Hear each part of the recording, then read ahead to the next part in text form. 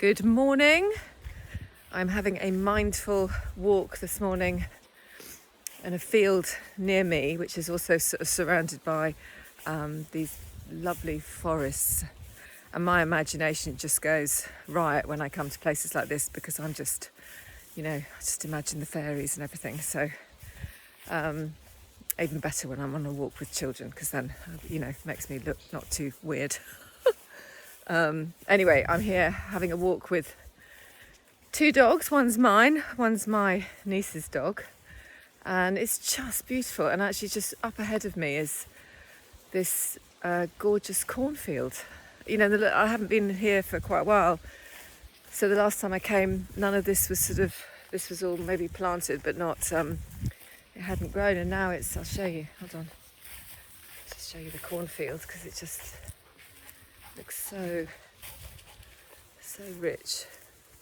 Can you see that? I don't know if you can see it, the sun's in the way. Anyway, beautiful. And now I'm heading with the dogs to go into the forest. And when I'm in the forest with the kids doing workshops and stuff, well then the imagination really goes riot. And there's dragons and fairies and everything going on. So, you can think about that yourself when you're going, when you're getting outside, which I recommend doing. Oh, sorry, I just fell down a hole. I recommend doing as much as you can, especially when you have tense moments. It's always a good idea to get out because then everybody just gets over it. And it's just so lovely. Disconnecting to connect is what I feel. And especially when you add some mindfulness in. So, if you do go on, on a walk, for example, the way to bring mindfulness into it is, well, it's through the senses, isn't it? So, and the easiest one is actually the one that, can bring you into mindfulness the best, I think, is when you listen. So, you can just stop where you are and just notice all the sounds that you can hear.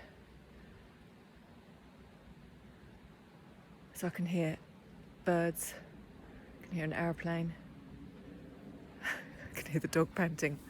And you just, when you stop and you listen, it's just amazing what you hear.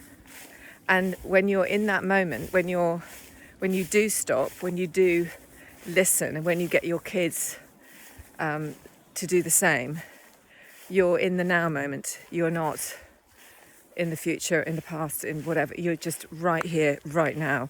And that's the beauty of mindfulness. It just brings you into the now moment. And when we're in the now moment, life is good. So yeah, just, try that when you go for walks and stuff. Or, look around and see, well, what can you see? What are the things that you can see? You could do the 5, 4, 3, 2, 1 technique almost when you go for a walk. It's the 5 things that you can see, the 4 things that you can hear, the 3 things that you can touch, the 2 things that you can smell, and the 1 thing that you can taste, but, careful with that one.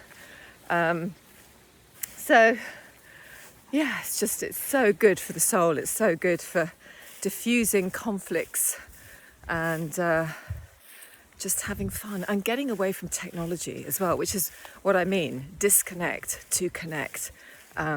It just makes such a difference. And some days, I have to say, I really just think, I don't want to go out. I just don't want to go out. But when I make myself and I do it, and it was always the same for my kids as well, you do it, especially when they were teenagers. I really don't want to do it. And everybody would have the best time. Everybody. It never ever failed to bring in positivity and fun and adventure and just diffusing, tricky moments. And actually, I also remember when my youngest was, she must have been in year 5. But I remember when she'd come home from school and she would want to, get her homework done. And she just wants to do it right now so that, she could then just get on with the rest of her afternoon and evening. But sometimes she would just get completely stuck. And, I remember especially one time, she was doing maths and she was like, I can't do it. I go, well, you can, because you know this. She says, I can't. She just completely blocked herself, and because she was tired. And anyway, I just said to her, do you know what? I think what we need to do is we need to just get on the bikes and we just need to cycle until we don't need to cycle anymore. And so we did. We got on the bikes and we went round the block a few times. I mean, we really didn't go anywhere very special. It was just that getting out and sort of just distancing yourself from that moment. So I'm about to go into the forest now. Hold on. Come on, Snowy. Oh, bless my little dog. She's quite old, so she takes her time. I don't know if you can see her. Hold on, there she is. Can you see her coming? I don't know if you can see her. Anyway, bless her. I'll wait for her. Yeah, so in that moment of just getting on the bike and just doing something completely different, you know, getting the flow again, just getting your body flowing and taking your mind away from what you were doing. We came back and she did it like that, and you know, it was great for me to see, you know, because it was so clear that she just needed to get her head away from you know, from what she was doing. Sorry, I'm going around. Come on, Sue. Go around this way. She just needed that space, and the kids did. Come on in. That's what kids need. They just need, you know, if they're they just get blocked. You know, when they're doing, you know, some schoolwork or whatever like that. You know, they can block themselves, and it doesn't matter how much. In fact, the more you know, you kind of get on at them, the more blocked they become.